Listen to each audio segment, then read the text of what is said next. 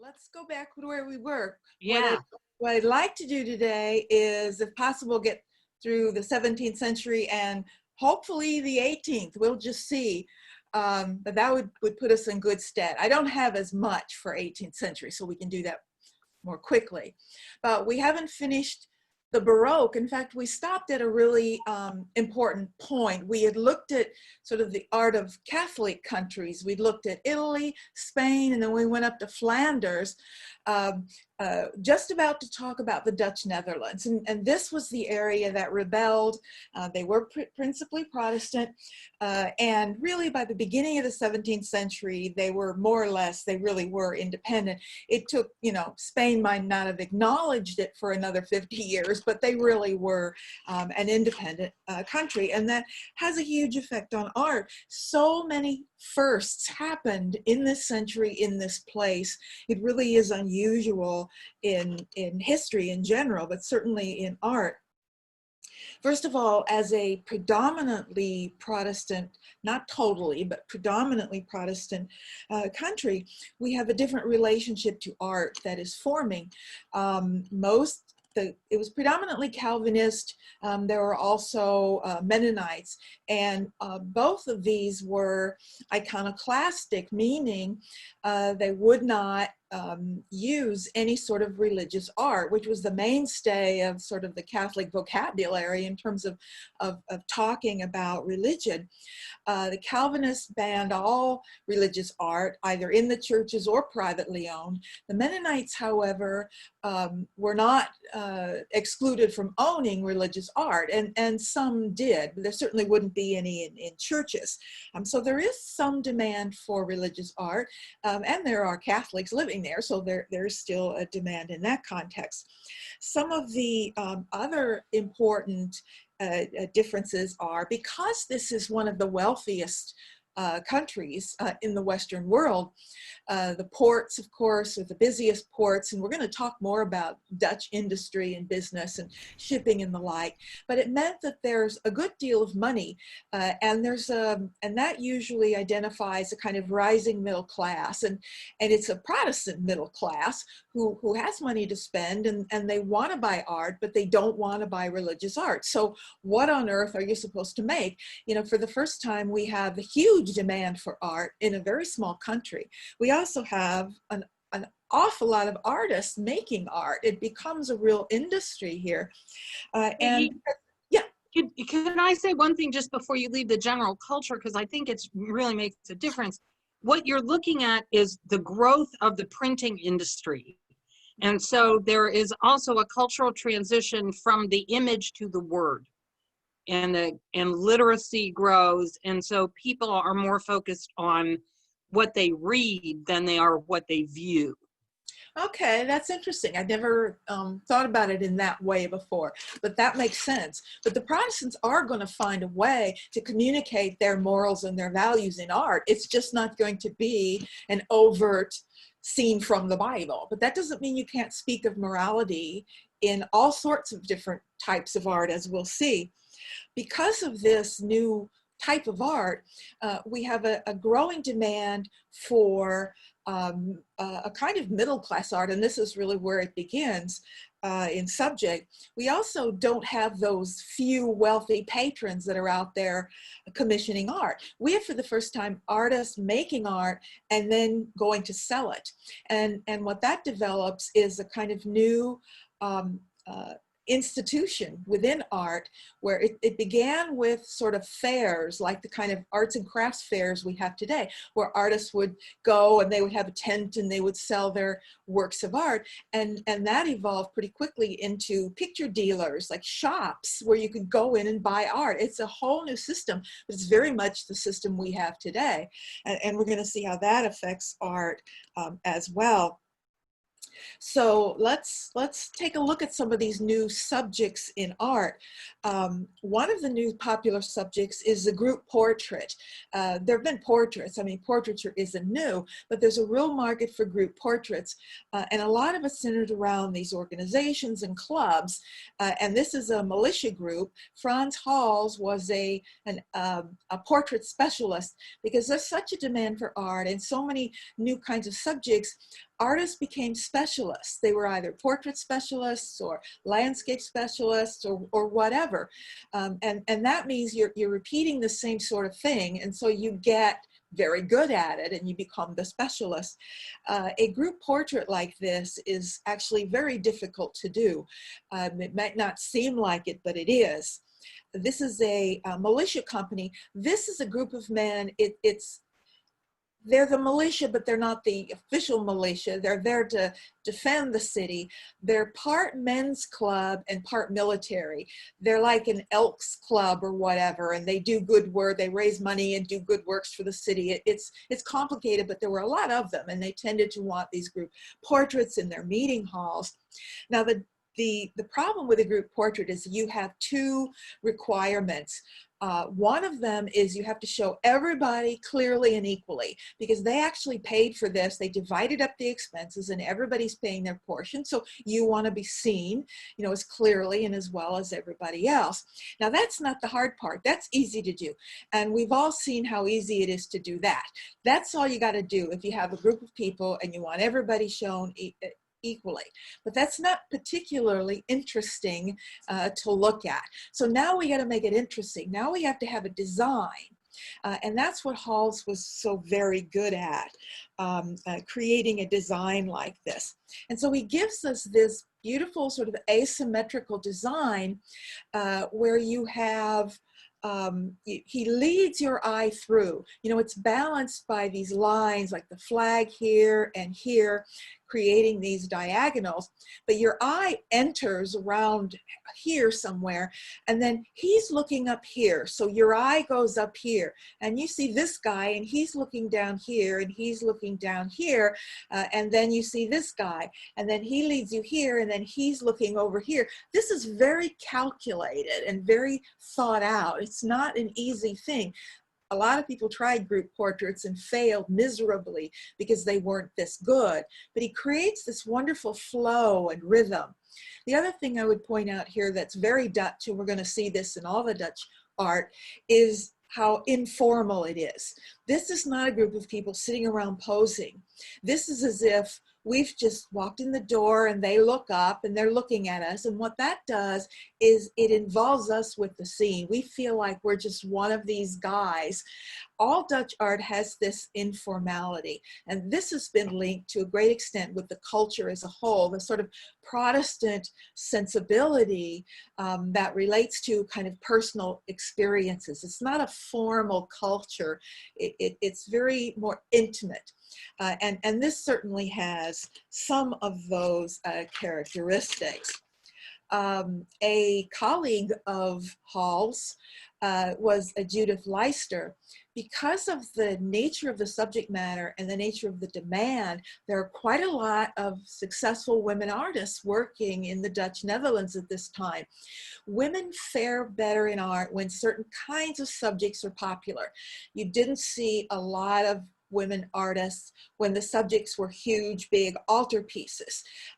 But when the subject matter is sort of common, everyday, domestic scenes, these are subjects more accessible to women. Also, the sheer demand. Because of the fact that this is largely art made for a kind of middle class or upper middle class, a lot of these paintings are small. You know, you rarely see a large Dutch painting. Most of them are small. In fact, many of these, you know, these artists as a group, they're known as the Little Dutch Masters. That's where that term comes from. And if you're familiar with the Little Dutch Masters cigar brand, if you remember, the cigar box had a Rembrandt painting on the cover, and they're called the Dutch Masters. So it's interesting that the context there. You know, smaller paintings means they're less expensive and therefore they're more popular. It also is better, like if you're going to paint paintings without a commission, in other words, you're doing it on spec, you don't know if you're going to sell it, you can take that risk with a small painting where you wouldn't, you know, spend a lot of money doing a huge painting and then hope somebody buys it. So the whole market sensibility is different. Judith Leister here is showing herself as an artist. A lot of artists do it, but a lot of women artists in particular do it. It's a status symbol. It's like, look who I am an artist, and I'm going to show you what I paint. And what she shows she's painting is also a new kind of Dutch theme. It's one that Hals did, which is a sort of, I call them sort of genre portraits. You know, it's not really a portrait, it's not commissioned, it's not a specific person, it's more of a genre scene. Genre scenes meaning kind of everyday, ordinary activities. So you've got a guy who's maybe a street musician or something, and she's doing the subject. A lot of her works have been confused with Hals over the years. And there are a lot of paintings in galleries around the world that are labeled Frans Hals that are really Judith Leister's. And a lot of them have been discovered. Some of them are yet waiting to be discovered, but their styles are nearly identical. And hopefully someday, you know, connoisseurs or scholars who are able to recognize sort of individual hands a little more will be able to make these distinctions. But she was very successful in her own day. You know, she did eventually get her own students, but mostly she worked with Hals and the like. And you know, they didn't always put their names on paintings, which is very frustrating for all of us. Another new subject that we're going to be talking a lot more about as we go up into the 19th century is landscape. And this is really the first century where we can talk about landscape painting. You know, we know that it originated in Venice, where we saw landscape playing a bigger role, but now we're seeing it playing such a dominant role that we can call it a landscape painting. Landscapes are wonderful for communicating information again. Jacob van Ruysdael and his brother Solomon van Ruysdael were landscape specialists. The Nelson Gallery has a Solomon van Ruysdael. I don't believe we have a Jacob. He was actually the better known artist. But even in a landscape like this, they're going to communicate a belief system. This is a typical Dutch landscape. Dutch landscapes are very specific, they're very recognizable, and they have a huge impact on the history of landscape painting. You know, the great age of landscape painting is the 19th century. So we'll be seeing the influence of this and something we're also going to look at in a few minutes on the 19th century. Dutch landscapes are recognizable in a number of ways. First of all, you can recognize the flat terrain. I mean, this is the Low Countries. This is the reclaimed land from the ocean. It's dead flat, and they're very proud of that. They often equated the reclamation of the land from the sea with sort of God reclaiming the land after the flood. I mean, there is that parallel, and that would have been recognized to anyone seeing a painting like this. Another characteristic is the very low horizon line. I mean, look at the sky. This is 3/4 sky. That's very Dutch. And it's intentional in a way, but it's also how you see the world when you live in very flat land. I mean, I grew up through central Illinois where it's dead flat, and you look out and you see sky. You know, 90% of what you see is sky. So it's reality. But they also use that sky as a representation of nature and to a certain extent the presence of God. But that's going to be more prominent in other landscapes we'll see in the 19th century, particularly American landscapes, but the Dutch are beginning to do that. What we see here, remember I said before that when you look at landscape, you have to ask, you know, what is the relationship between man and nature that is suggested by this picture? Well, this is an interesting relationship. It shows nature is really big and really powerful and tiny, tiny little people. But are those people in jeopardy of being crushed by nature? No, not at all. There seems to be a very sort of symbiotic relationship here between the people and the land. It's quite positive. And that's emphasized by what we see in the picture.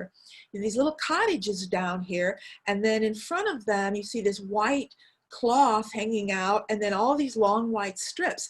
This is linen. This is a little cottage industry, linen. They were the greatest exporters of linen around the world. So this is a statement about Dutch industry, and it's very much an expression of the Protestant ethic, which is what we're going to see in a lot of Dutch art. You know, it's been years since I've had any of my students recognize that term. You know, 25 years ago, all my students had heard the term, but I would say at least for the last 10 years that I taught, I would ask, who knows what the Protestant ethic is, and they'd never even heard the word before. They clearly have stopped teaching that idea. I don't know whether they think it's, teaching religion, but it's not. It's a social, cultural concept. It may, be validated by certain religious beliefs, but it's certainly not a religious concept. I mean, the Protestant ethic is very important. It's a sort of belief in hard work, in labor. It's a valuing of the common daily activities. All of these things are evident in the Dutch Netherlands. Another reason why we have so much, money being kept in the Dutch Netherlands is their church wasn't taking all their money away from them. They weren't having to give large amounts of money to the church the way a lot of Catholics were still being asked to do. So we have the industry here, and this wonderful little light breaks through the clouds, shining on the good works down here. But, we have a church here on the horizon. There are ways of communicating belief systems. So we'll come back to this when we look at more landscape painting later and look at the importance of the Dutch landscape. And at that point, we'll label it a little bit more and talk a little bit more about what might be suggested. Hey, Yes. Peggy, do we think that is a cathedral on the horizon, or is it a Protestant church on the horizon? That's a real good question. I think it's a cathedral. I think it's not a Protestant. It's too big. It's the wrong design. Right. So I'm not quite sure what that means. I don't know enough about Jacob van Ruysdael to know if he is Catholic or who he might have perceived buying this, but it does look like it's a Catholic church to me, not a Protestant church. And that's certainly not accidental. He clearly chose, because none of these Dutch landscapes are just what they saw. They're composed. They borrow things from here, borrow things from there, and put them together. Even when they do recognizable cityscapes, they still move things around and pick and choose. So this isn't realism. I mean, there are choices being made here. So yeah, I'm not sure what that actually means, but certainly the fact that it's, quote, a Protestant ethic doesn't mean that hasn't worked its way into Catholics as well. When art develops, however it began, it will seep over into other contexts. It just becomes, that's what Dutch, they're still proud of their industry, whether they're Protestant or Catholic at this time. It's sort of, the question is it sort of an ironic commentary that here's the real blessing of God is on these people doing work, and here's the silly church off on the horizon, it isn't that, or is it sort of looming over the people? I find it fascinating to try and figure out what's the relationship between that church and the rest of the city. Right. In terms of what we would see in Dutch art, there's nothing that would suggest he's trying to be political or ironic. Oh, okay. Because he's speaking of Dutch industry. I think the greater odds are that he's hoping to catch a Catholic buyer. I see. There's something for you in this too. Okay. This is 22 by 24 inches. He didn't know who was going to, this is small. He doesn't have a patron. He's going to put things out there on the market, and he's done some without any churches and some with it, and maybe this would catch the eye. I mean, that's my thought of being the most logical rather than controversial. When you're out there trying to get something sold, you're less likely to want to anger people or put them off. You're just hoping to get what they'll, get something that somebody wants to buy. Peggy? Yeah. This is Jane. A few years ago at the Nelson, they had an exhibit of art about people at work. And it might have been this painting or something else similar to it that showed people in the fields with the linen.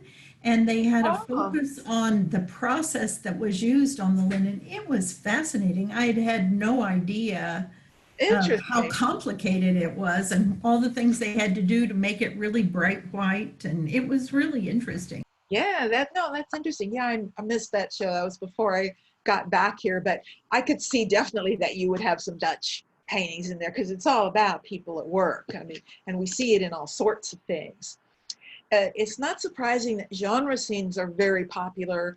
We saw one genre scene. It was that the water cellar, you know, that in Spain that Velázquez did. That was an early example, but it really catches on in the Netherlands because it's a subject that you can put all sorts of messages and meaning into. Vermeer, Johannes Vermeer, or we used to call him Jan Vermeer, was Catholic. We know that. And so he had patrons that were Catholic and Protestant. I say that because in this scene, there's clearly a religious painting on the back wall. You know, he's put that in there. There are certainly people who would be interested in the scene. Now this is small, 16 by 14. This is a classic example of a little Dutch master, and most of his works are small like this. They're very intimate scenes, and we'll talk about that more in just a moment. A woman holding a balance. So what we have is a woman, a single figure, sort of in the corner. It's a small space, a quiet, it's her home. And she has her jewelry out and she's holding this scale. So, you know, how are we to interpret this scene? Clearly it's Dutch, so we know it's got to mean something. It's got to be filled with messages. It's clearly having to do with judging, because I don't know if you can tell, but that is the Last Judgment on the back wall. She's holding a balance, which is about weighing things, weighing choices, determining what's important and what's not important. This is a popular theme in Dutch art, as we're going to see again. In genre scenes like this, you can assume pretty much everything is symbolic. Things like a clean room versus a messy room, mirrors signifying vanity, you know, drinking parties might mean overindulgence. I mean, they're filled with everything. But this is a quiet, intimate scene. Now, what I mean by that is twofold in terms of the subject, but also in terms of the scale. We haven't talked a lot about that, but we're going to be coming into a period where in the 19th century are some of the biggest paintings ever made. I mean, physically huge. And there's a big difference between a 25-foot painting and a 14-inch painting. There's a difference. And you have to, and they match the subject. This is what we would call an intimate painting. And it has to do with how you as a viewer interact with this work of art and the subject in the work of art.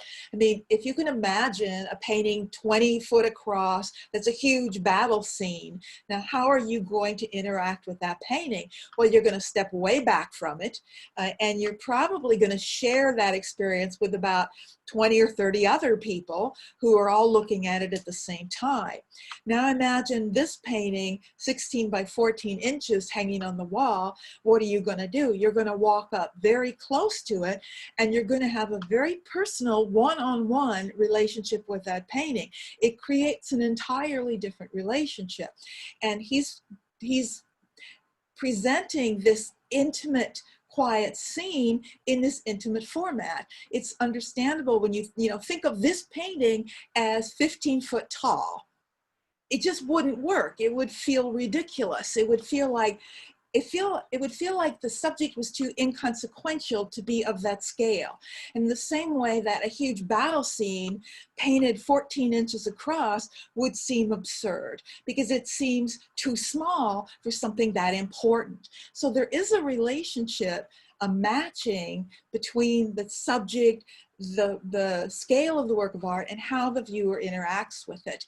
The fact that it's just her and she's focusing in on the center here, which pulls us in to look at this. It's very atmospheric. It's this wonderful sense of, you can almost see the air in the room. That's the quality of the light and the color that he uses.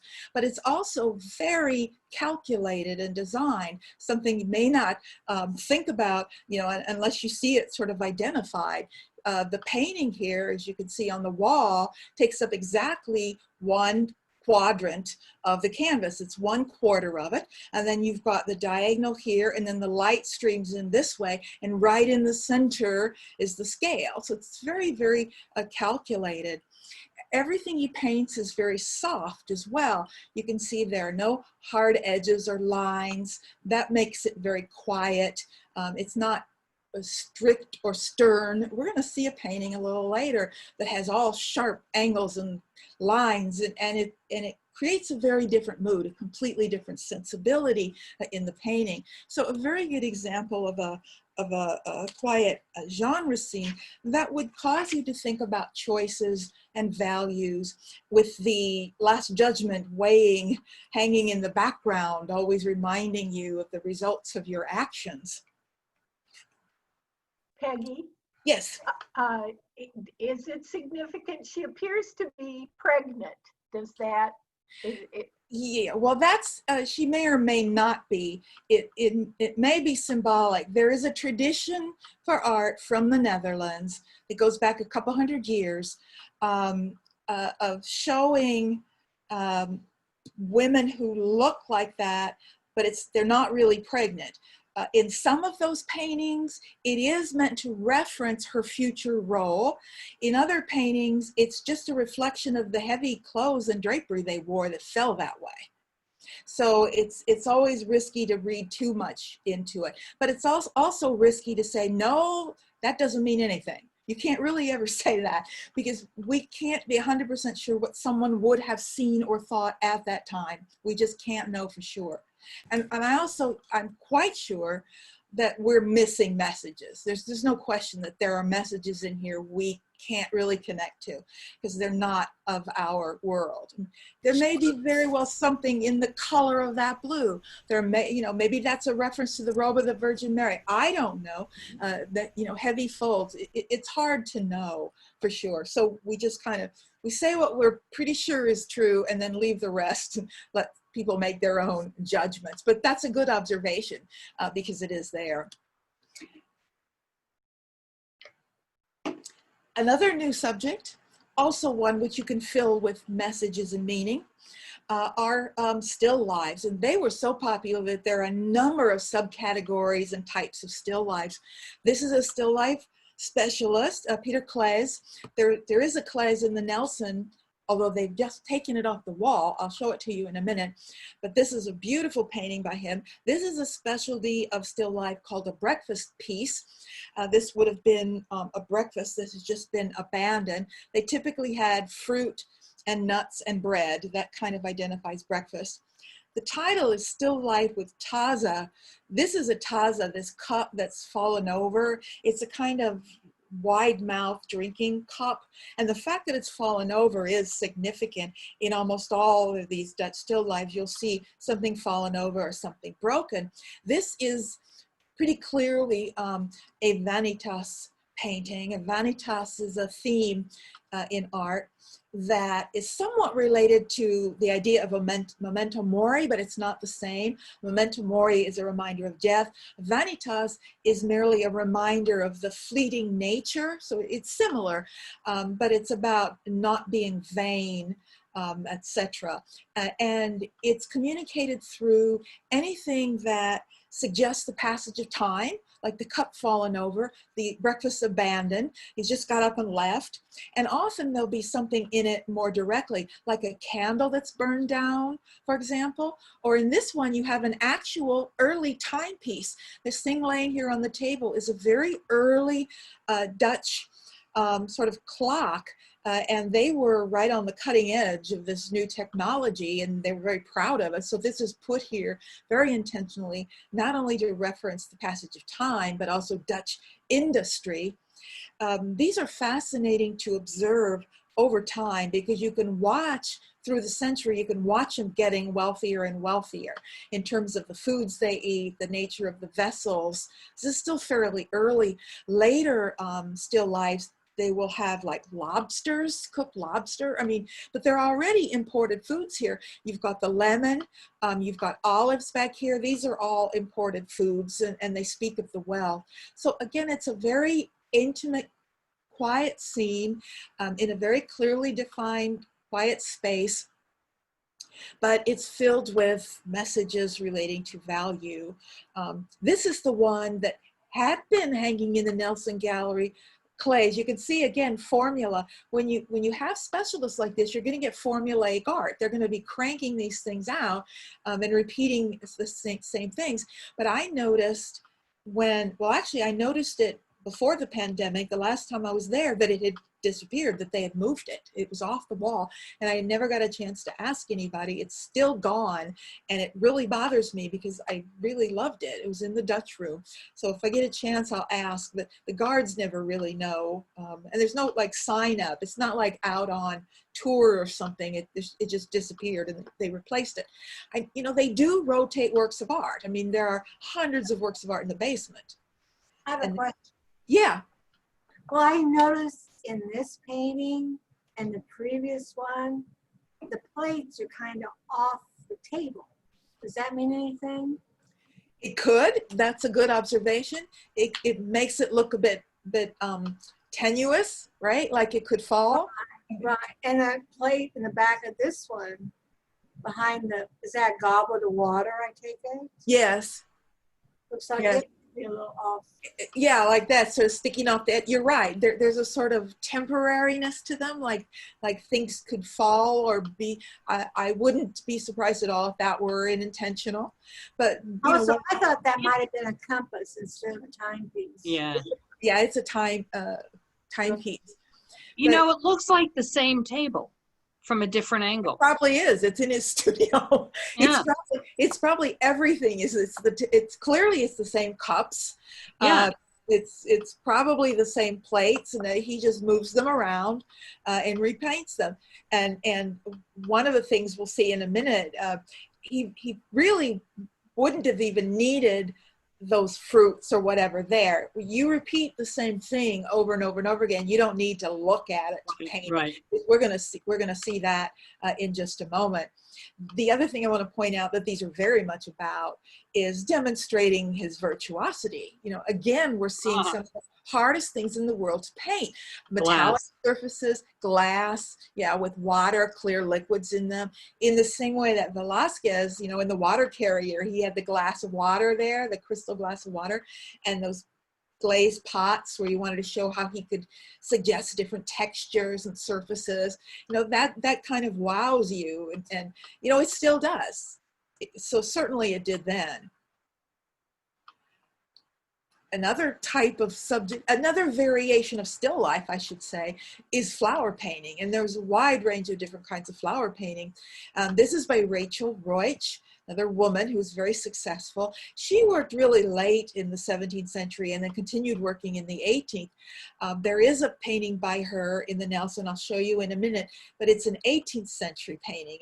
It's also interesting to see the difference. This is clearly 17th century, even if it's right at the end. It's this Baroque. I can see Baroque screaming from this painting. The dark background, the sort of strength of the forms. Baroque art is strong. Baroque art can take any subject and express it as something important. You see this, like these are important flowers. This is not a casual haphazard. This matters. You just sense that in Baroque art. And that's the difference between 18th century, as we'll see in a minute, is it doesn't do that. Now, this is another vanitas painting. Flower paintings were always vanitas. Flowers are really wonderful if you want to express the passage of time because, they're alive and they curl up and they die and, you've got flowers falling off and you've got brown crinkled leaves.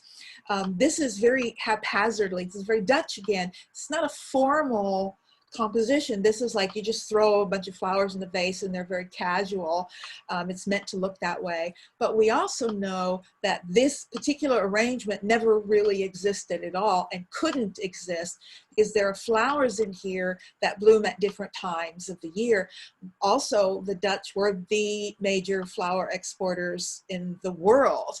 And so again, just looking at a vase of flowers is telling you about Dutch industry again. And they even begin importing flowers from around the world, and then they ship exotic flowers. So this is very Dutch industry. You have little things, not only with the death of the flowers and the leaves, but you have things like this butterfly over here. And I know it looks like a moth, but it's been identified as a type of butterfly, which is a Christian symbol. Butterflies are symbols of Christ. They're reborn, right? It's rebirth from the caterpillar. And even things like these shells, there's little shells here. There were once living animals in those, and they're dead now. So little things like that also suggests the passage of time. Rachel Roach is interesting. She had a very long, successful career. She painted into her 80s, and she had 10 children. And she still had this very, very long career as a woman. This is really a phenomenon of this point in time that gave her that opportunity. This is the one that's in the Nelson, this 18th century painting. It's a beautiful Rachel Roach. And I know I've looked at this with some of you because I remember people asking about some of these details. Now this is 18th century, not 17th. And if you know the art, you can see it in a minute. This is not Baroque. This is not that beautiful black background with those serious, strong flowers. This is far more decorative. It's far more ornate, much more about line and detail. But nonetheless, we still have messages in it. These flowers are known as the devil's trumpet. And this, I recognize this immediately because we used to have one of these. This is the most horrible plant in the world. It's called a carrion plant. And when they open and bloom like this, first of all, they're related to the Venus flytrap, and they eat animals. They eat flies and mosquitoes and things like that. And they smell like rotten flesh. That's why they're called carrion plants. And you know the minute that bloom opens, your whole house smells like something rotten. And it's interesting that it's blooming here, and you have the butterfly that's sort of right next to it. So you sort of get sort of evil and good in the plant. So there are a lot of messages. But what I always get asked in the gallery is, what is this thing? If you're in front of the painting, you can see it better, but it looks like some sort of animal thing crawling out. I honestly think it's some kind of exotic cactus. But it looks to all the world like some sort of horrible iguana thing. Take a look at it next time you're in the Nelson and see it. But there are also exported, there are flowers in here that come from India, and there are flowers in here that come from Peru. So they were importing, and I'm talking about importing seeds and roots and things like that. Obviously you don't ship a blooming flower from Peru or India, but they were propagating these exotic plants. So it's literally called Still Life of Exotic Flowers, is the name of it. So more Dutch industry, but that's 18th century. Okay, what I want to do now is I don't want to say the best for last because that's a value judgment. And there were so many great artists in the Dutch Netherlands in this century that I think you're really pushing it to say any one of them is greater than any other. But we certainly all know more about Rembrandt van Rijn than we know about Rachel Roach, unfortunately. And there are reasons why he's well known. One of them is because of the proliferation of self-portraits that he did. There are a few artists, only a few, who throughout their life made many, many self-portraits. And those artists we always feel like we know more and people kind of identify with. And it's interesting that the other artist who fits that was also a Dutch painter, and I'm talking about Van Gogh. So we'll get to that point, but Rembrandt, we'll look at several of his self-portraits. Rembrandt is often paralleled with Peter Paul Rubens in the South. You know, you've got Rubens in Flanders in the South dominating, but then in the North, no one artist dominated at all. You have dozens and dozens and dozens of painters all having successful careers. It's a fascinating parallel where Rubens not only dominated Flanders and had, you know, everybody working for him, he was a man of the world and he was a diplomat and he traveled all over and saw the art of the world, where Rembrandt never left his little home province where he was born. He was not a man of the world at all. And instead of focusing on breadth, like Rubens, he focused on depth. And he was much more interested in sort of the human mind, as we'll see, and delving into that. And you know, you have to ask yourself, why does a painter paint all these self-portraits? You know, are they just egotistical? I mean, that's rarely the case. I can think of one where it was actually, but it's not always the case. It's self-portrait is unique in art. It's different from everything else. It's something you're never going to sell to anybody else. It's something you do totally for you, and you can do it any way you want. You can experiment with any style you want.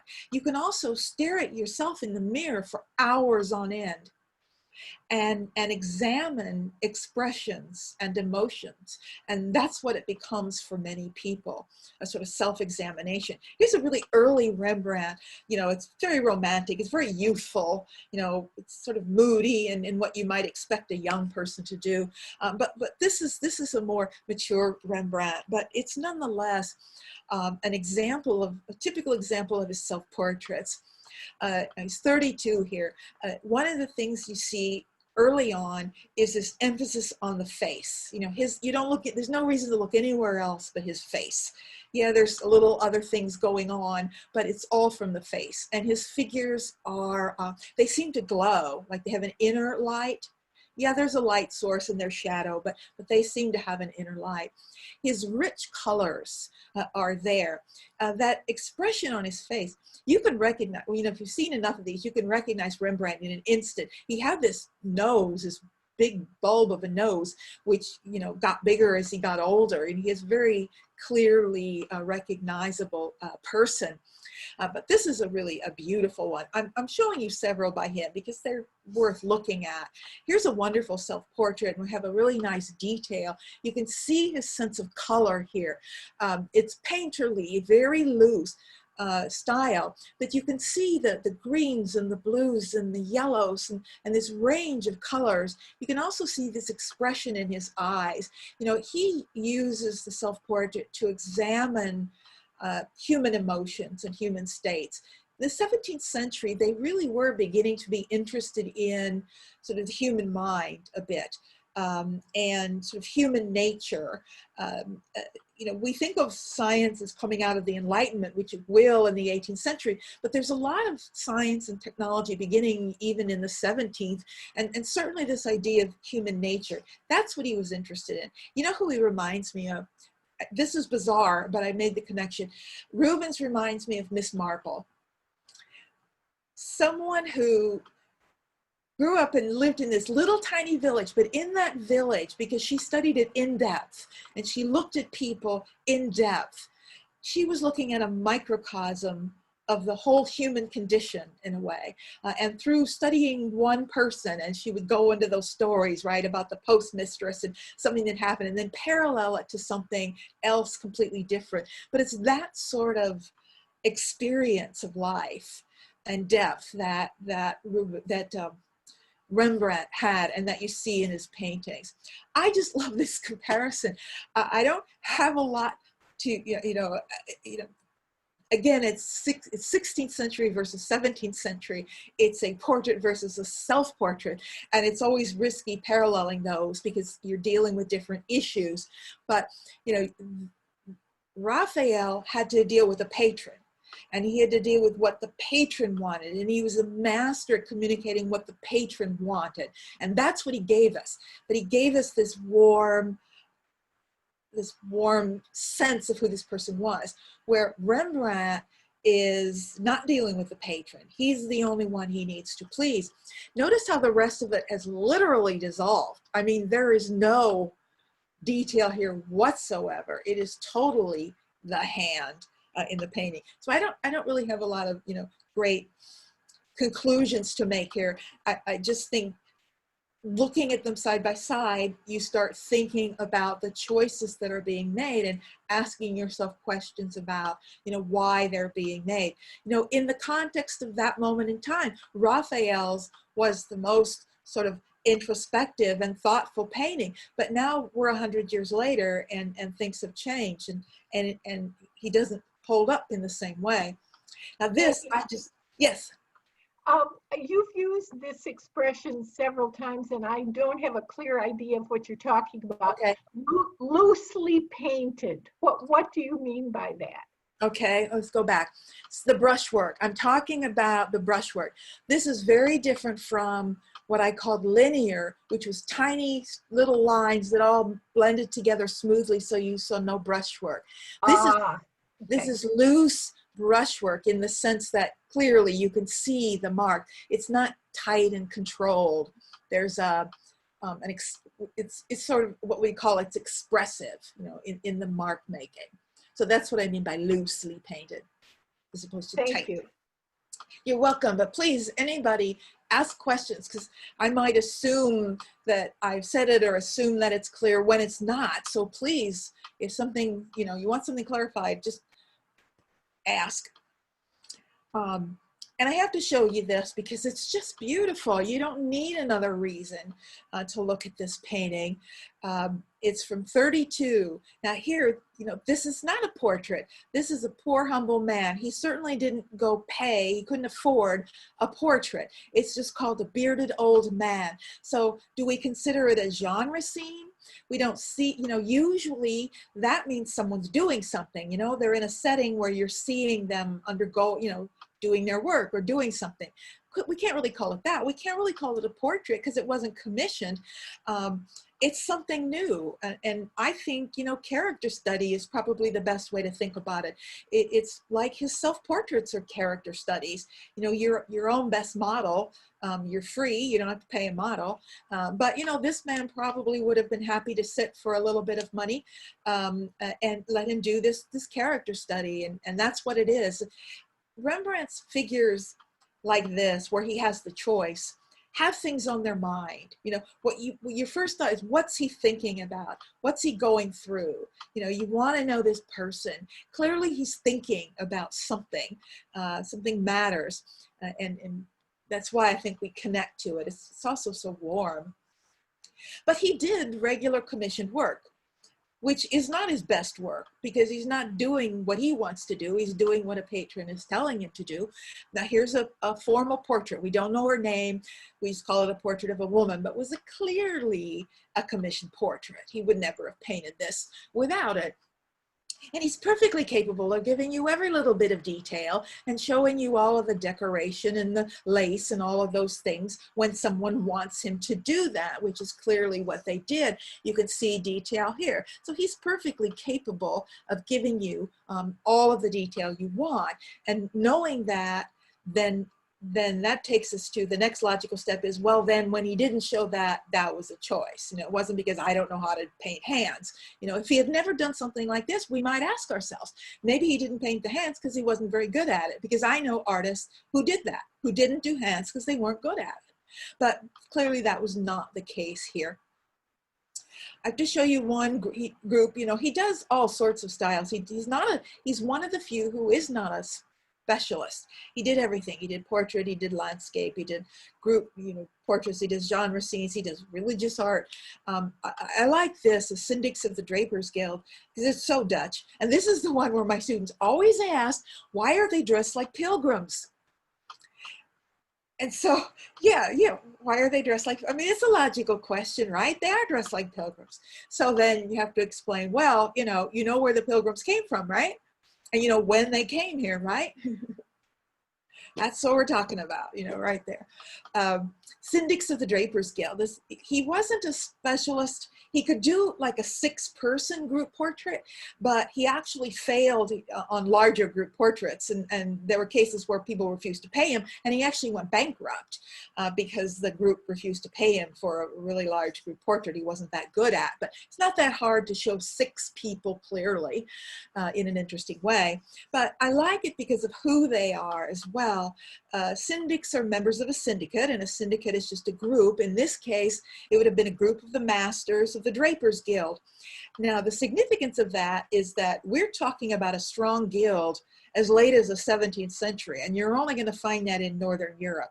The guilds are not this strong in Italy. The system is changing, but in the North, those guilds remain powerful way past the Renaissance. So it's informal again, right? It's like they're at a meeting, they're going through the books, and we just walk in the room and they casually look up, and it has all that sensibility. Here's a detail of this rug. They often use rugs as like table covers. So you see that here. You can see this dry brush. This is dry brushing. See this? You get this technique by having a very dry brush, and you pull it across the canvas, and it gives you these little dots that it just sort of catches on the tooth. So he's doing a lot of dry brushing here, and it creates the illusion of light flickering. So dry brushing is a technique that I love to use personally, but it's a really interesting technique that works here. Well, we can look at this for about a minute, and then we'll take our break because we're ready to switch over to the next century in a minute. He does religious art. Rembrandt was Protestant, but he was a Mennonite, and Mennonites were allowed to own personal religious art. So he did religious commissions for Catholics or for other Mennonites, but it's still going to be a Dutch interpretation. It's not going to look like you would see in a Catholic country. He's made it personal, and everything in the Dutch Netherlands is personal and individual. That's the Protestant sensibility.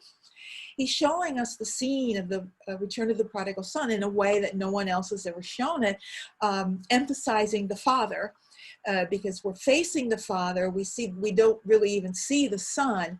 Now, Rembrandt did this in his old age. This was late, and he had in fact been estranged from his oldest son, who he had recently reconciled with. So this is a very, very personal subject to him. This is not some distanced, far off, grandiose religious scene. This is very, very personal. It's about father and son, not about a biblical story, but it's very Baroque. Again, it's very dark and highlighted, and figures just blur away. So it's very typical of Rembrandt's style, which is still Baroque, even if it's in the Dutch Netherlands. So let's, oh wait, we haven't finished. We've got one more country to do, but still it's time for a break. So why don't we take our 5 minutes right now, and then we'll come back and look at the one place that Baroque art is very, very different. The one place we've avoided so far. We've skirted all around it. We did Italy and Spain and jumped up here, but we haven't stopped in France, and that's what we're gonna do in about 5 minutes. So see you then.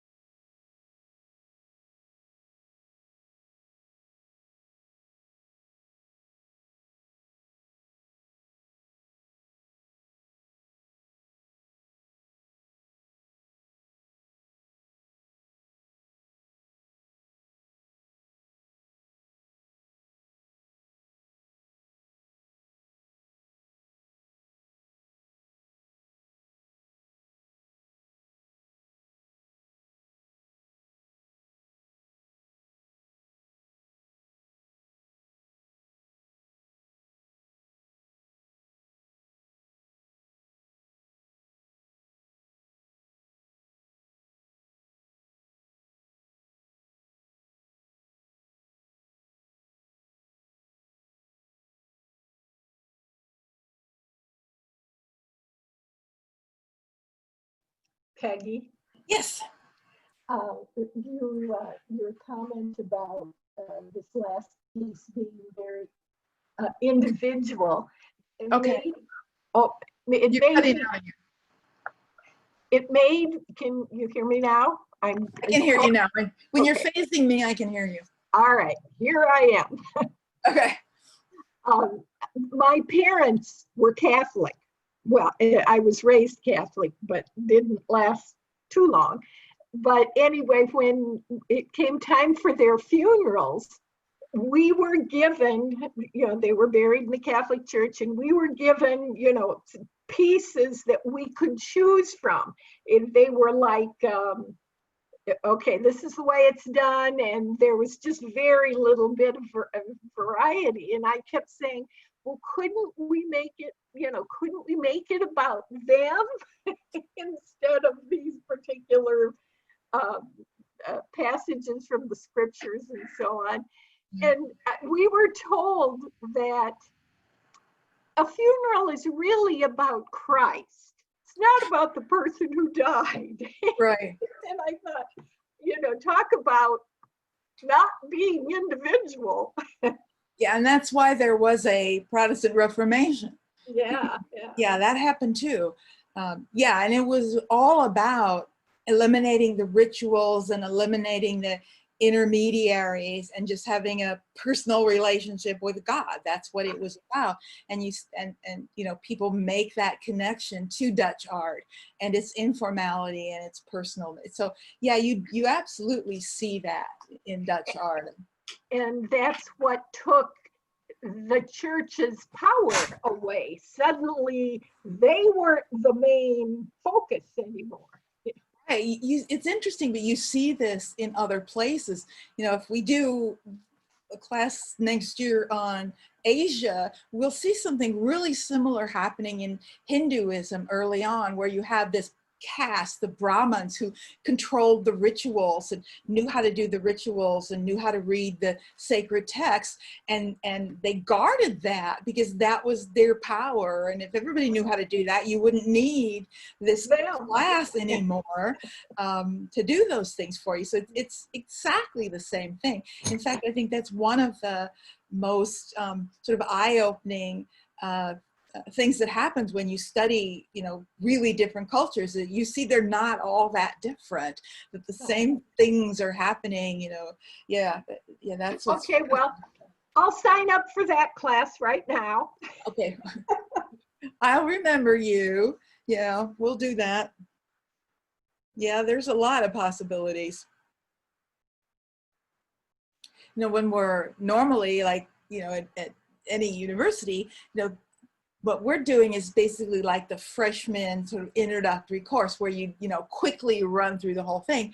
And then all the other classes from there on up, you go back and you take an area and you spend like the whole class in the 19th century or the whole class. And then you go into detail. And one of the things that is true is in this class, what I'm doing right now is I am oversimplifying everything. By its very nature, I oversimplify because we don't have the time to go into all the subtleties. And then when you go into the upper level class, you basically go back and tell them, everything I told you before? Well, I was lying because this is, it's not that I was lying, but it's not that simple. It's basically, it was really more complicated than that. Now let's back that up and look at it again.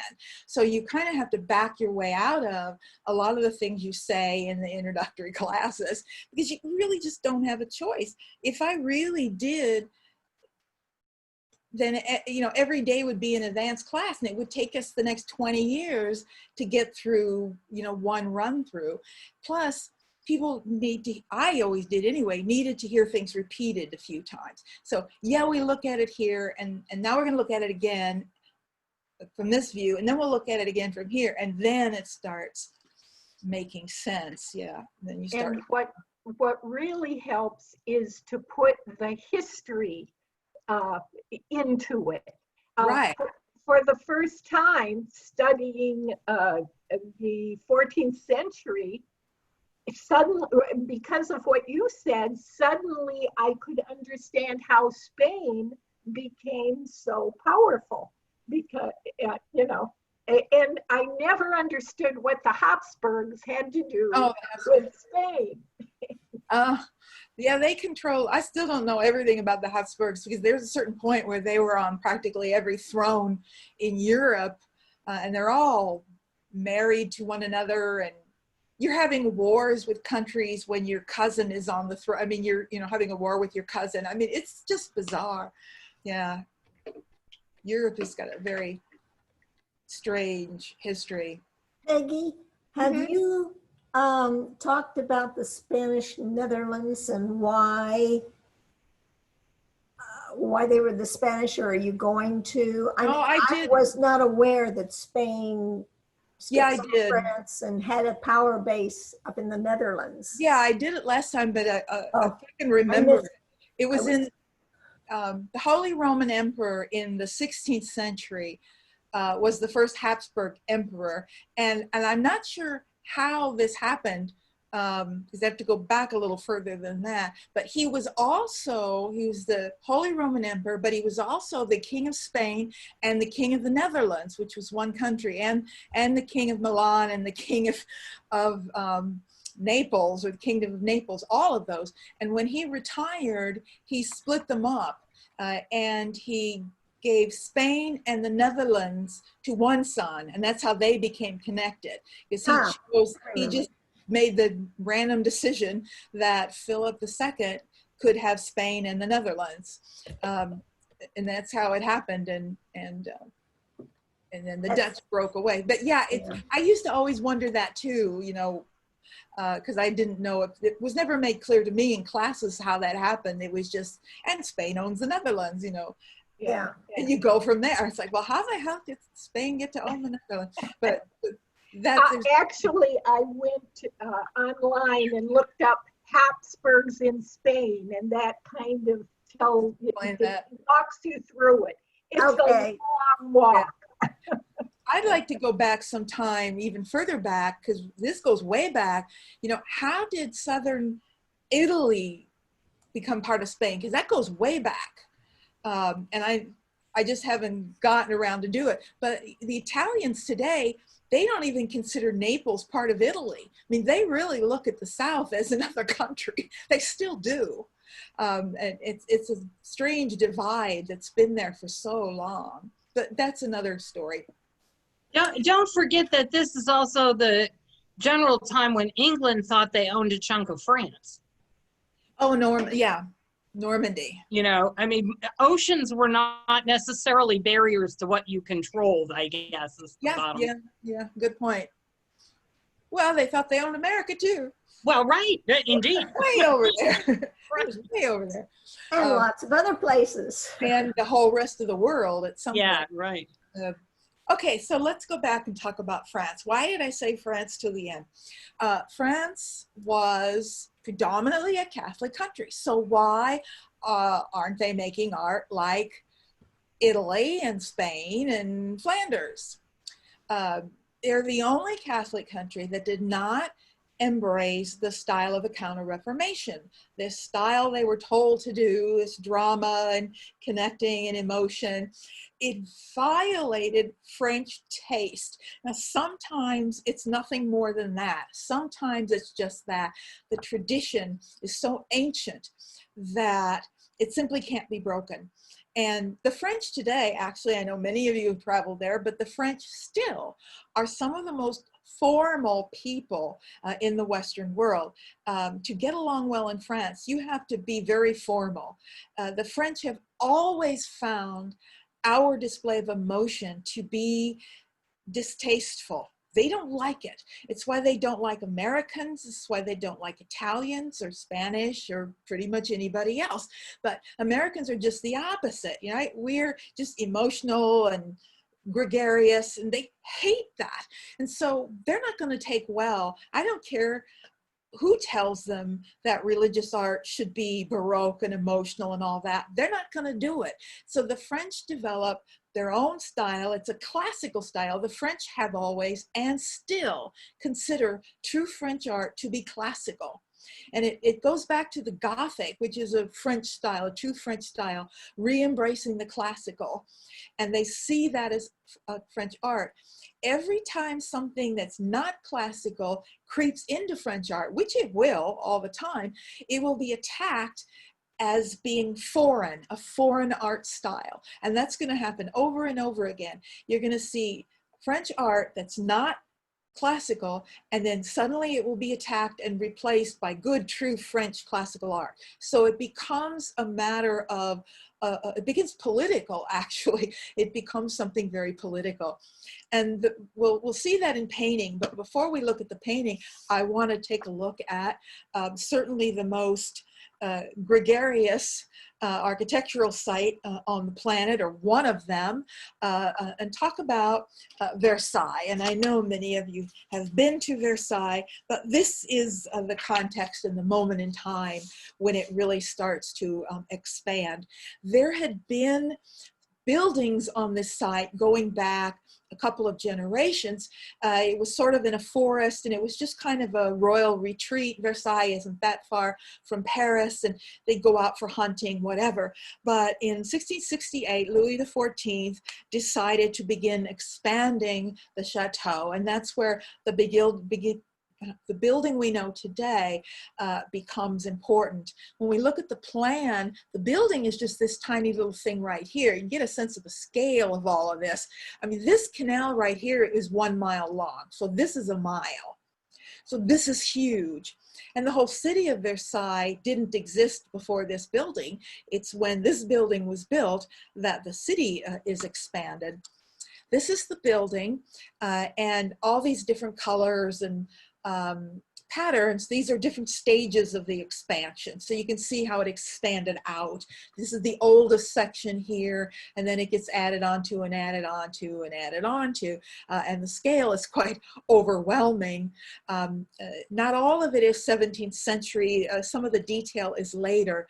As you walk up to it, you see a sculpture here of Louis XIV, an equestrian figure, which looks just absolutely absurd to my eye. I don't know about anybody else, but he looks just bizarre in those strange 17th century clothes on horseback, because what he's really modeling is our Marcus Aurelius from the Roman Empire. Remember this guy? You know, everybody thought it was Constantine, so they didn't melt down the bronze, but it's exactly the same. You can't see his right arm, but this is what it's doing. You know, he's got his right arm out there, and the horse's hooves are up, and it's not the only one. I think I mentioned at the time, I mean, this is the model for equestrian sculpture for the next 1,000 years or so. As we get up to what is called the Marble Court, the principal architects early on are Mansart and Lavaux, and you may recognize this as a mansard roof if you've ever heard it called that. It's, building I live in actually has mansard roofs, so I know them well. A lot of this gold decoration you see, that is 18th century. That's added later. This isn't really 17th century taste. It's a little too flamboyant for the 17th century. When you enter the building, actually it wasn't long after this, in the 1782, that Louis XIV moved the French court to Versailles, I mean, from the palace, from the Louvre Palace to Versailles. So that became the seat of government, and he mandated that 5,000 different aristocrats and government officials all move there at the same time. So he moved them out of the city. That's when the city of Versailles began to grow as basically a support for this incredible palace. If you're entering to have an audience with the king, you would go, you know, up to the what we would call the second floor, and you would be led down a series of rooms along this hallway, rooms dedicated to different Greek gods and goddesses. And the last room down here is the Salon de Guerre, or the Salon of War, and that's what you see here, where you see Louis on horseback with fallen enemies. Not that Louis ever went into battle or did anything like that in his life. Again, a lot of this gold is 18th century, so it's hard to know what you're looking at. Once you turn the corner and go down this hallway, then you're in what's called the Hall of Mirrors, where you have mirrors down this side and these windows overlooking the garden, and that runs all along the back here. You know, there are paintings everywhere in this building. All of this ceiling is painted, and this is why, you know, artists are being drawn to France. I mean, any artist wants a job. You go to Versailles and you're going to get a job in the 17th century. Vast amounts of money are being spent on this building. The king's bedroom, which was somewhere back in this section. The queen's rooms are over here. This is a little sort of stage set for the drama of the king getting up and going to bed, which is, you know, a major activity. 5 or 6 people were needed to just, you know, get him into bed and get him out of bed. The rituals of Versailles are hard to exaggerate. If you've ever seen any of the sort of Marie Antoinette movies or anything, you know, those movies always seem like they're great exaggerations. They're not at all. It really was that extreme. When we look at the gardens, There were over 1,400 fountains on the grounds. There's sculpture all over the grounds. This is the century when landscape gardening really begins, and some of the very first professional landscape gardeners were working at this time. And of course, they hired the best ones from both France and England. And we see some of the very first expressions of the French garden style and the English garden style. This is the French garden style, the parterres, and this is very classical. Before we get finished here in a few minutes, I'll really clarify what I mean by classical. But classical, first and foremost, means constructed, artificial. There's never anything natural in a classical world. It's ideal and it's man-made. And these sort of geometric designs, which I'm sure you've all seen in various places in gardens. I mean, that's the French garden style. But you can also see their wilder areas. These would be the French garden areas where you see the geometry. And then over here, you get an area that's a bit more wild. And that's where you find the English gardens. And they brought over some of the best English gardeners. Now, the ideal of an English garden is that it looks like nobody did anything. I mean, that's what it's supposed to look like. It's the exact opposite of a French garden, which is clearly manicured and manhandled. If it looks like, if it's really, really beautiful and it looks like it was naturally that way, then it's an English landscape garden. We're going to talk more about this when we get into the 19th century, and it's actually called the picturesque, but it hasn't even been given that name yet. It's not until the 18th century people start writing about it, and it affects English landscape painting very dramatically, but it's a false naturalism.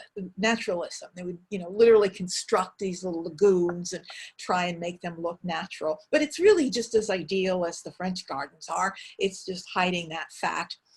There are outbuildings. This is one of them. This is a building this is the Petit Trianon, which is located back here. This building, I mean, there are a lot of buildings, small ones, large ones, for different functions. This would have been a building that would have been used, let's say they were out for the day and they're hunting out in the back garden and it's time to stop for lunch. So you go to this building and 100 servants bring all your food and serve you everything. And then you might take a couple hours to rest and play some card games, because the French love card games, and then you might go out and hunt some more. So this is the sort of Versailles version of a little cabin in the woods. It's a resting place, and it's quite humble for Versailles. It's a quite simple, humble little building. But my favorite place at Versailles is the Hamlet.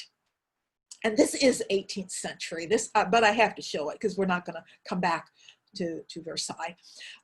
This is 18th century.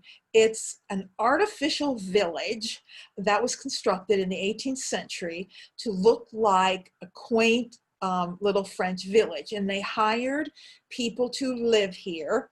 This is like Epcot Center, where it's very, very like that, where you have little countries and they have little shops and you can go in and you pretend like you're in this other country. But in this case, you pretend like you're in a little peasant village.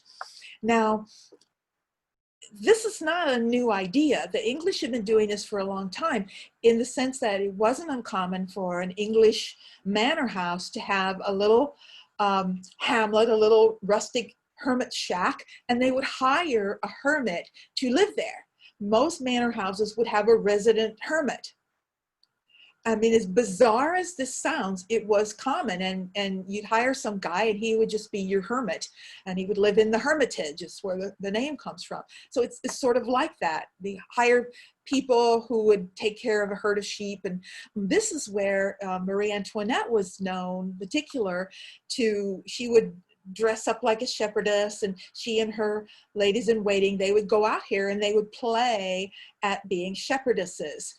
And as perverse as that may sound, it's also very, very interesting, because it shows you how little the classes in France understood one another. The working class people who had hard lives and didn't, run around and play with sheep all day, they had really, really hard working lives, they thought the aristocracy had it made. They had all the money they wanted, they were rich, they thought they had ideal lives. Well, the aristocracy didn't think they had ideal lives at all. They had no control over their lives, you know, from the minute they're born, they're told who they marry, where they live. They felt quite put upon. They thought the peasants had the ideal lives because they could marry whoever they wanted to, and they could come and go as they pleased. I mean, it's a complete disconnect between the classes, and you know, it's often been said that, you know, the seeds of the revolution were sown at Versailles, and there's no question that they were, not necessarily in the Hamlet, but nonetheless, to me, it's telling of this split, this division that was getting greater and greater and greater, and leads to revolution, you know, another parallel to the world we live in today. In painting, there are two artists who really establish the classical style of painting, including the so-called classical landscape. This is our second type of landscape design style that comes out of the 17th century. The Dutch was the first, and now we're going to see the classical. And later we'll see how both of these fit in with sort of the great golden age of landscape painting, which is the 19th century. Nicolas Poussin was the foremost French painter. He is still considered the father of French painting, the most important painter France ever had. And he developed a classical style rooted in his study of the classics. He spent much of his life in Rome studying classical buildings and sculpture and the like, but he painted for French patrons. He was in Rome, but he was painting for the French, giving them what they wanted to see. This is a landscape with St. Matthew and the angel. Now, I'm going to be talking about the importance of a historiated landscape in a minute, but I'm going to define it for you first. This is not just a landscape, it's what we call a historiated landscape. Histoire in French means story. History doesn't mean the past, it means a story. And I've always loved that idea that history isn't about things that happen, it's about telling a story, and I love thinking about it that way. Historiated landscapes are landscapes, but they also are telling a story. So this is a landscape, but it's a religious painting. So do we call it a landscape, or do we call it a religious painting? That matters, and we'll see in a minute why it matters, how you label something. But let's look at what's classical about it. Classical landscapes become very formulaic right from the beginning. I could give you a checklist and you could paint a classical landscape because they follow the checklist. First of all, they're completely artificial. One of the properties they have is the framing. As you can see on right and left, you have the trees that frame the subject. In the back, there's always a mountain which stops your view. So right away, they're controlling a space. It's almost a little theatrical stage space that we have carved here. They typically have water generally around the center. The water is always still water because this is classical. We don't want open emotion here. There's no emotion in this painting at all. I mean, you can tell religious stories very emotionally. This isn't. It's about as cold as you can get. There is typically slight diagonal lines that very gently pull your eye to the back. That sort of, you know, it's like a little path that's been created that weaves you back into the scene. This is the formula. Then there's got to be some little classical ruins, some little bits of ruins lying around. Here's your checklist. Now, go paint a classical painting. Anybody can do that, and there are problems with that. There's a little bit of influence of the Venetians. The sky has a little bit of shadow in the clouds, but not enough to call it emotion, not at all. Here's St. Matthew with his angel. That's his attribute, and he's writing his Gospels. Now, this was accompanied by another painting. They were meant to go side by side. It's what we call pendant pieces. When two paintings are made to be together, they're pendants to one another. And this is the other one. And this one now, it's St. John on Patmos. Some people believe that he was got a commission to do all 4 of the Gospels, but he really only completed these 2, so we don't know. But it's St. John on Patmos, and he's writing not his Gospel, but he's writing the book of Revelations, because at various times people have believed or not believed that they were the same person. There are periods where people thought the St. John who wrote the Gospel was the same St. John that wrote Revelations, but I think most people today don't think that's necessarily the case at all, but there are times when they did. And so he clearly did here, because he's doing a painting based on the 4 Gospels, and yet he has him on Patmos, which is where the Revelations were written. And then he also shows his eagle here. The eagle is the symbol of, so we have a John writing Revelations with the eagle that belonged to the guy who wrote the Gospels. Whether they were or not the same person, who knows.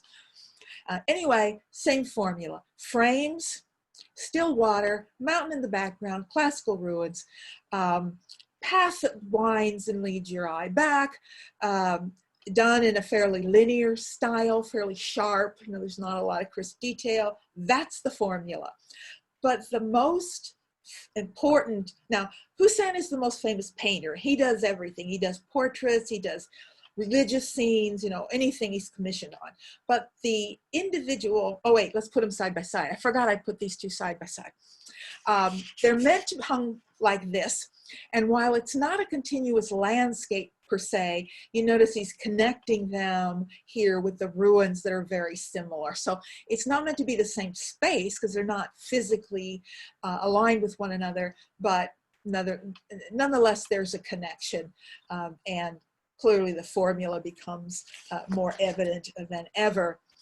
But the French painter who is known for the landscape and who is the greatest landscape painter of that century is Claude de Lorraine.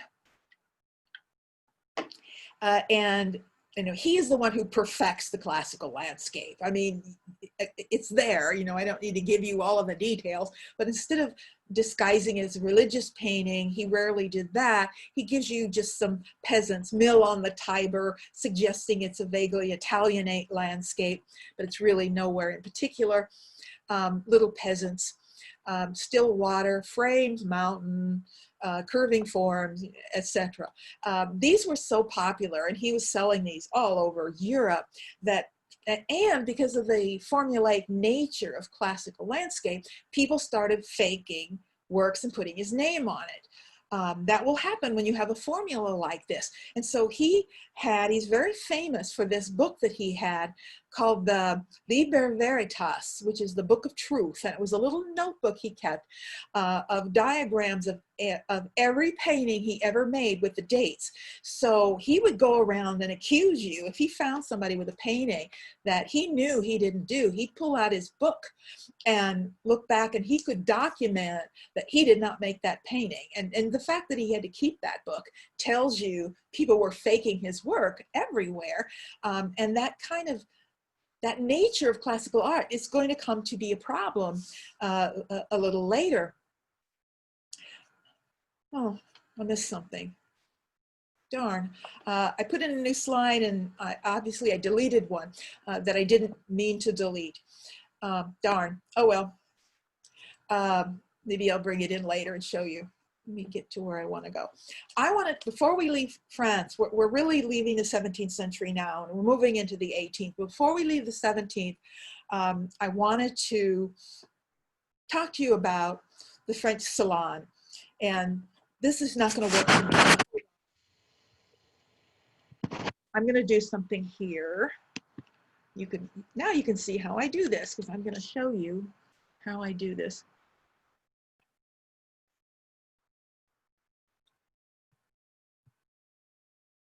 It's working slowly, but it's working. Okay. There's an image I want to find, if I can find it. No,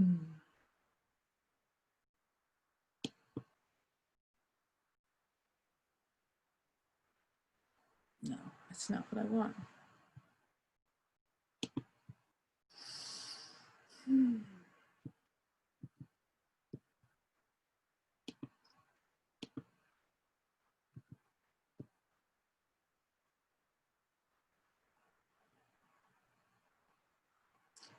Darn, I'm not going to find it now, am I?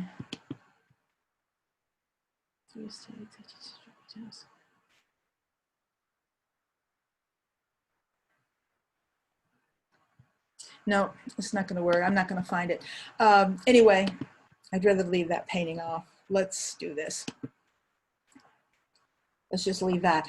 I had a picture that I deleted and now can't find again that showed the interior of an exhibition. I want to talk about the academies, the role of the academy. This is when the academies begin to have an important position in Western art. The French Royal Academy was founded in 1648, right in the middle of the 17th century. This was a new kind of organization. All different countries were having their own academies. The French are not the only ones, but it was an organization under the sponsorship of the king, which is why it's called the Royal Academy. It was an organization in which artists would join. The French the king wanted to have more control over art, which is why he founded this. And basically, if you wanted to be successful, you needed to be a member. And if you were going to be a member, then you had to work in a classical style. So this is what assured French artists working the way he wanted them to work. The main thing that they did was held a huge exhibition every year.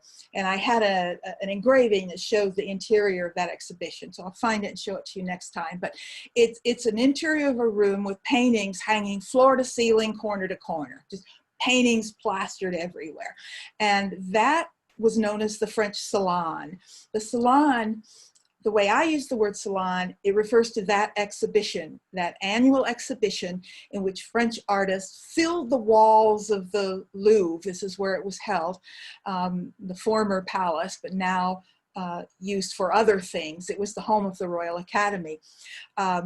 Everyone wanted to be a member of the academy because this made your career, but not everybody could be a member of the academy. If you were admitted in one of 4 categories, and these categories had a hierarchy. You were either a history painter, and that was the highest category. That meant you did religious scenes, or you painted scenes of classical mythology. This is the most important art. Below that was portraits. You would be admitted as a portrait painter. That was still good. That was reputable. That was good art. Then you dropped to landscape. Then you dropped to still life. So landscape painters found a way to elevate what they painted. That's why it matters whether this is a landscape painting or a religious painting, because if you call it a religious painting, it is a history painting and is of the highest order. And Poussin was absolutely a history painter because he did do big religious art and other things.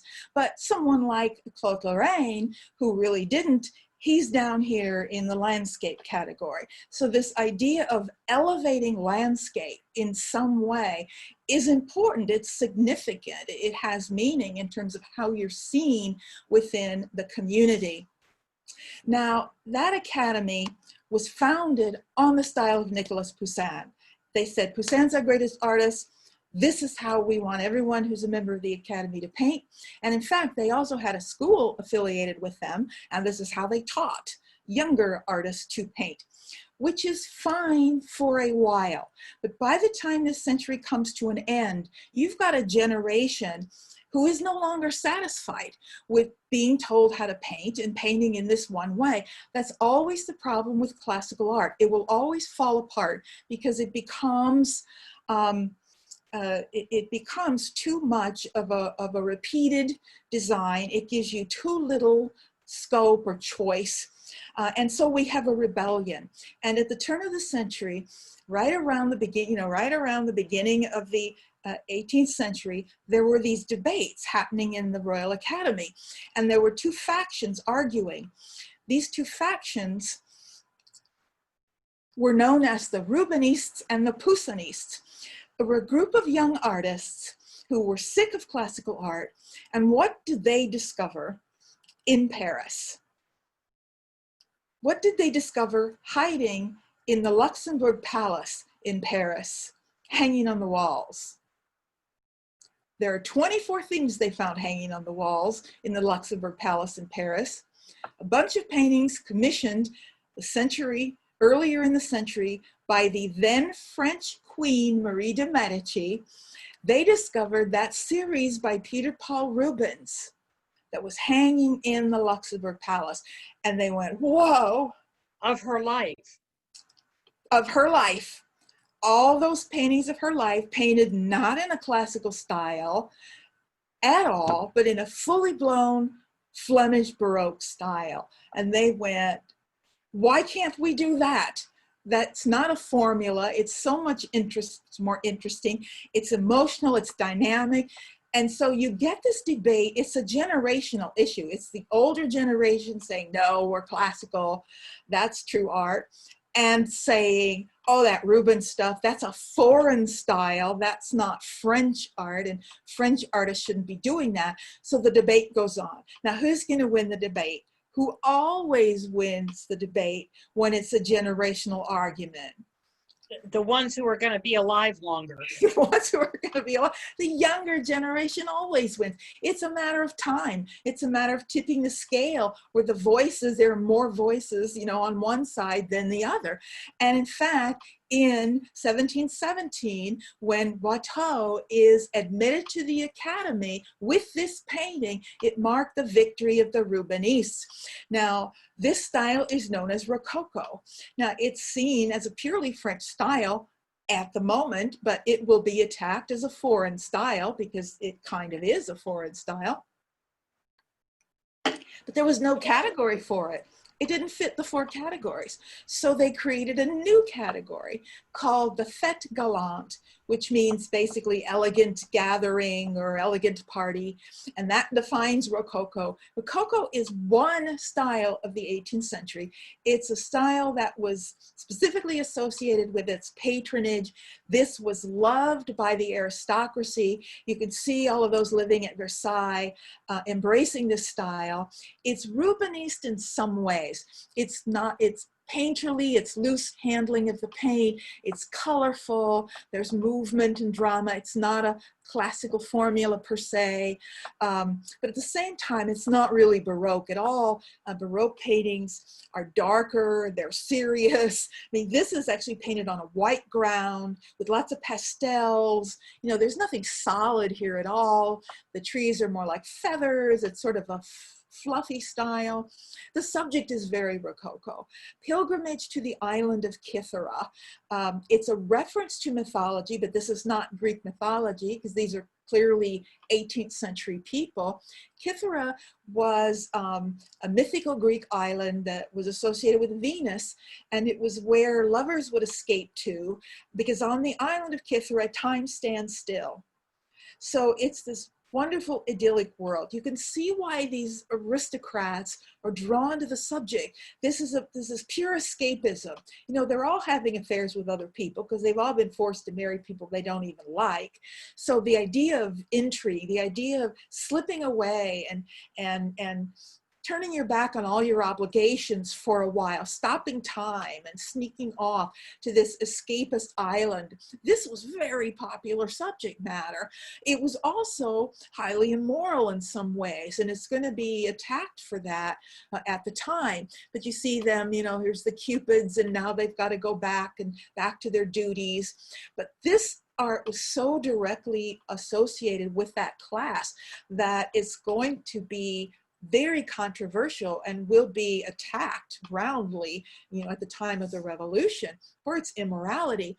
This is another Watteau, but I just wanted to show it to you because it's a picture of a picture dealer's shop, which now are not a Dutch thing. In the 18th century, they're everywhere. I mean, this idea of making art and selling it is now built into the Western tradition. You see these elegant 18th century ladies going to the shop. It was made as a signboard originally to hang outside his shop, but it was too good for that. And at some point, someone said, look how he's designed it. He has one group over here and one group over here. We could cut it in half and make it 2 paintings and make twice as much money. So they did.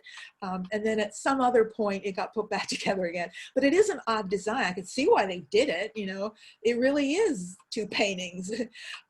Nonetheless, it is telling in how this sort of institutional structure has now reached the rest of Europe. It's no longer just a Dutch phenomenon. This painting is actually in the Nelson Gallery, and you should go see it. It's a wonderful example of a Boucher. They actually have quite a few nice Rococo paintings there. If you can put, it's a beautiful Rococo painting. If you can put the word beautiful and Rococo in the same sentence, because not everybody can. Rococo is not to everyone's taste. I know a lot of people that really hate this stuff. I don't hate it.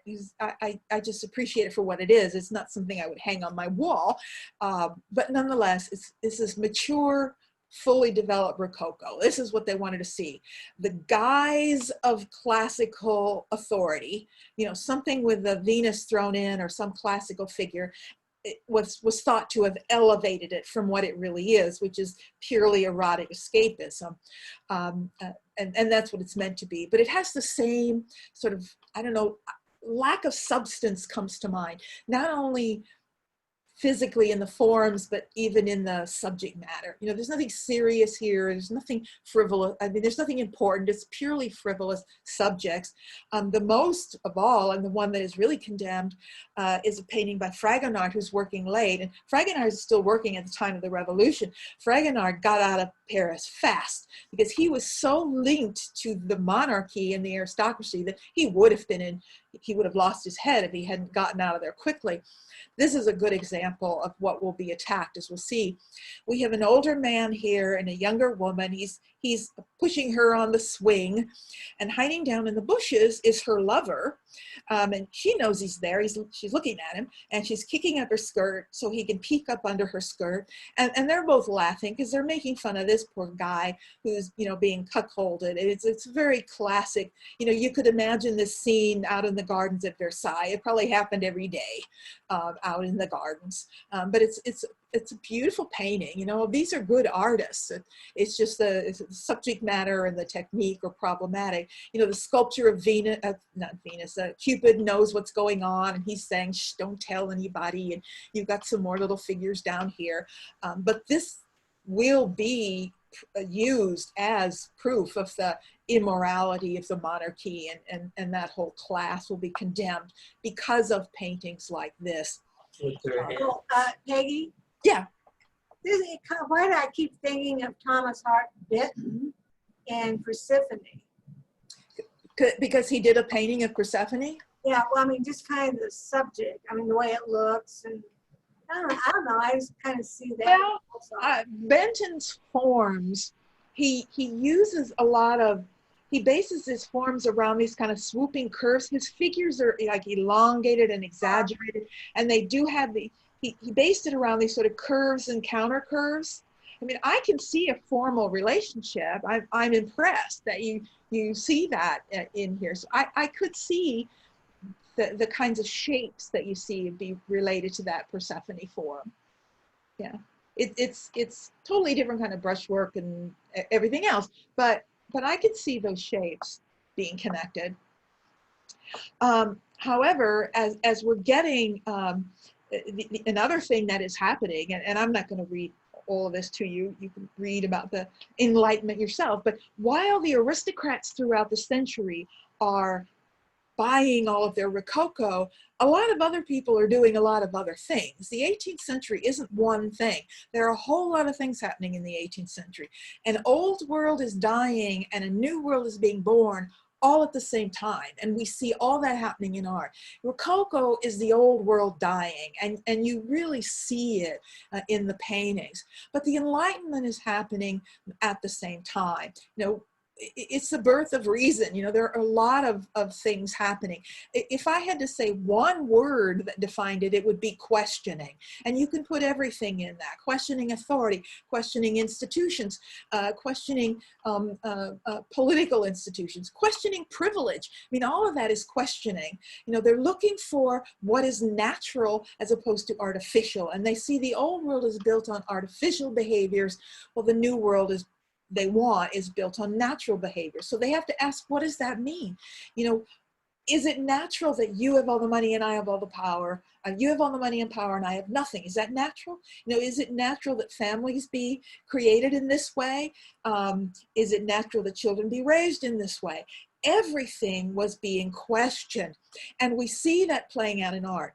One of the most important things that I'm going to talk about much later is this new idea of progress. This idea that not only do things change, which becomes a major definition in the modern world, but change for the better. You know, every age interprets its place in the world through a model that it is built. Every era builds a model. And we're looking at a moment where a new model is being built. And that new model is built around this idea called progress. And I'm going to talk much more about it when we get into a later period. We'll come back because it's on the foundation of this idea that the idea of an avant-garde is born.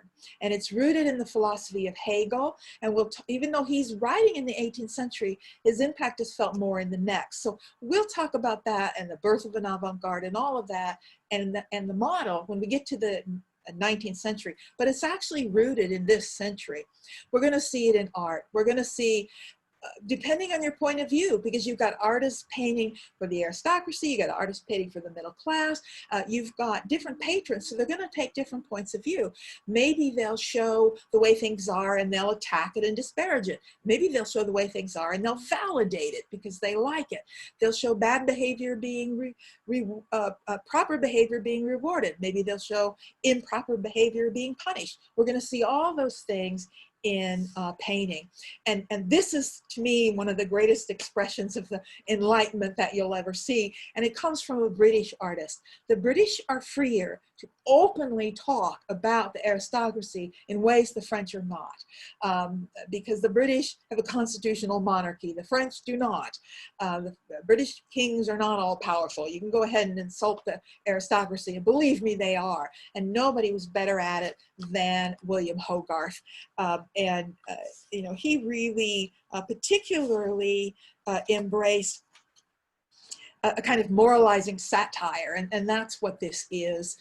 This is one of a series of 6 paintings, and he also did all of them in prints as well, so they could be widely known, but this is one of the paintings. The series is called Marriage à la Mode, or the Fashionable Marriage.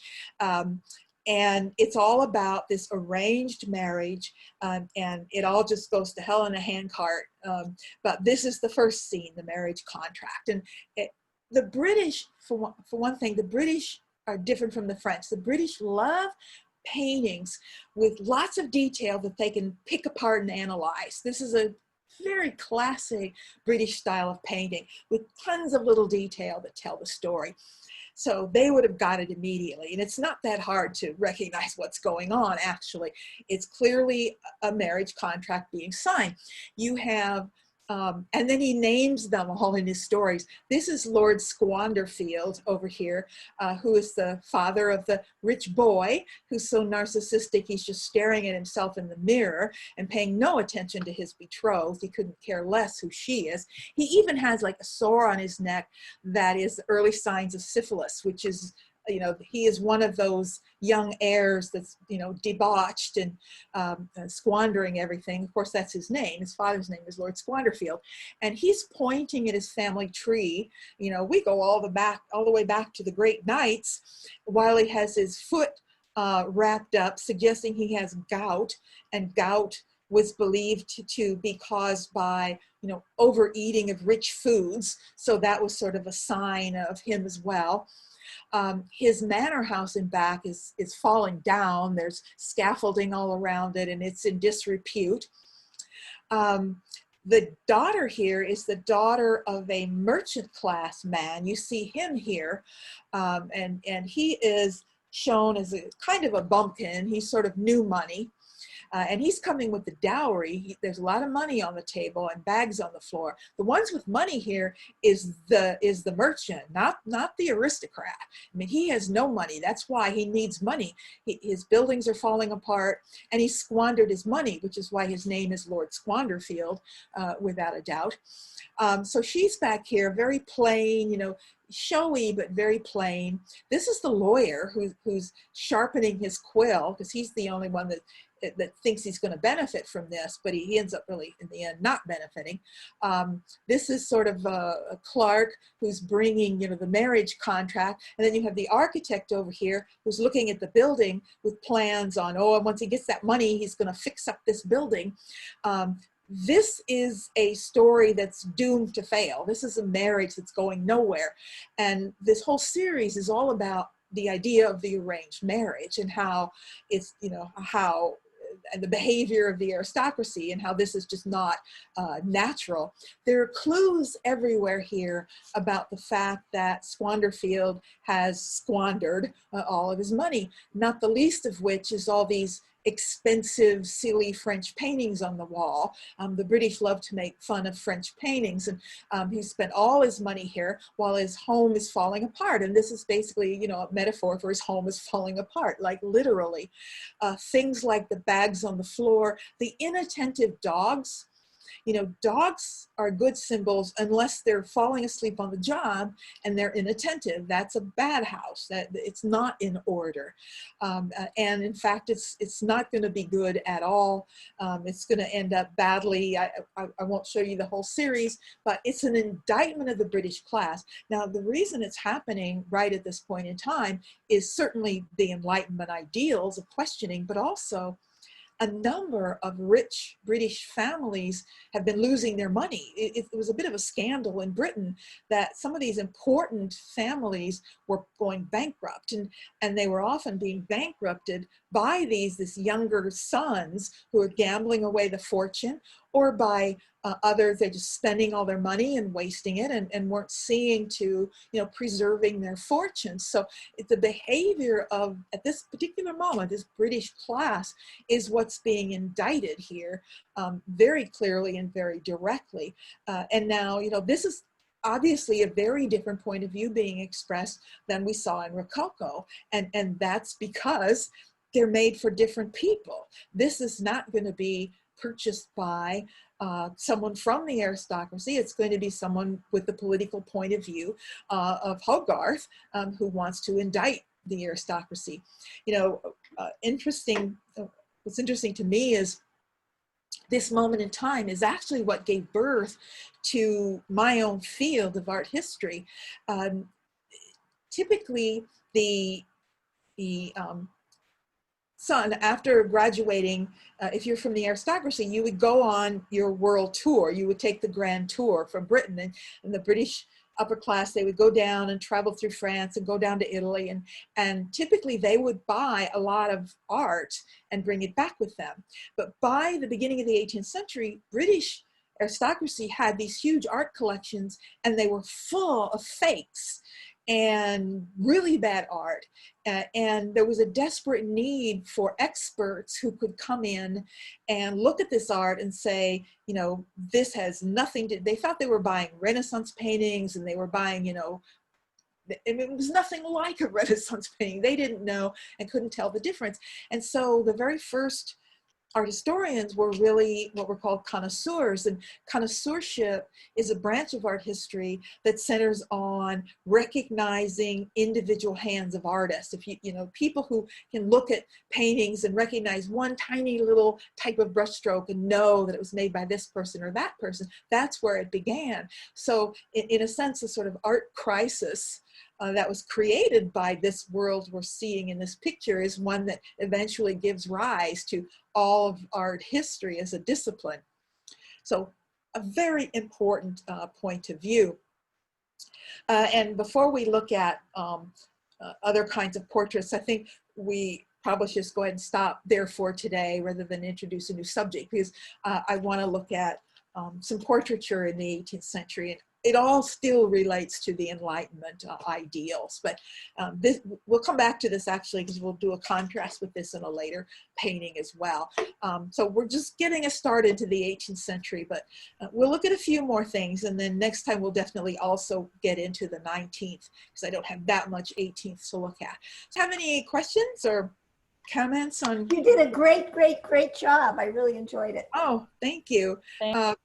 I love the 18th century. Well, I love everything. I mean, I'm now into the modern world, so that's my area. But the 18th century is so interesting. And in art history, it tends to fall between the cracks because you have Baroque specialists and they'll go up to the 17th. And then you have a lot of modernists that start in the 19th. And the 18th century just sits there in the middle. The Baroque people will go through Rococo. They'll pick up Rococo and they'll see that as sort of the last gasp of a kind of Baroque era or the end of an old era. And then the modernists will pick up on some early things, but neoclassicism, but a lot of the rest of it falls between the cracks. And that's too bad because it really is the foundation of the world we live in so many ways. So yeah, so anyway, I'm glad I got to look at that. So any other questions or comments or anything, anybody? Thank you once again. Thank you, Peggy. It was Thank wonderful. you. You're welcome. See you next week.